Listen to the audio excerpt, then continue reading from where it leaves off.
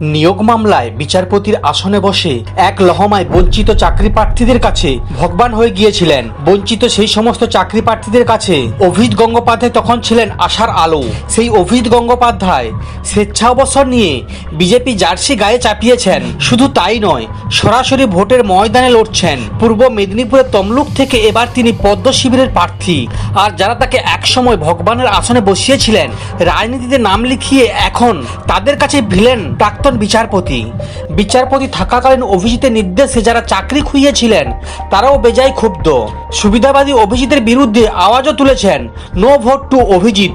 নন্দীগ্রাম, তমলুক, হলদিয়া থেকে শুরু করে পূর্ব মেদিনীপুরের বিস্তীর্ণ এলাকায় বহু চাকরি প্রার্থীদের কাছেই বিচারপতি অভিজিৎ ছিলেন দুর্নীতি বিরোধী আন্দোলনের আশা এবং ভরসা। একসময় বিচারপতি অভিজিতের দেখে সুবিচারের আশায় বুক বাঁধা বঞ্চিত চাকরি প্রার্থীরা এখন বলছেন উনি ন্যায়ের ধ্বজা উড়িয়েছেন নিজের স্বার্থে।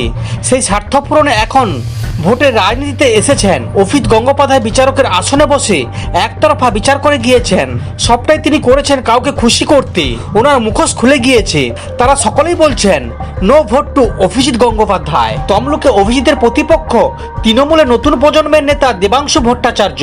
তার দাবি অনেকদিন আগে থেকে বিজেপির সঙ্গে ওর যোগাযোগ ছিল। বিচারপতির আসনে বসেই বিজেপির সঙ্গে যোগাযোগ রাখছিলেন তিনি। তখন যারা ওকে ভগবানের আসনে বসিয়েছিলেন এখন তারা টেনে নামাবেন।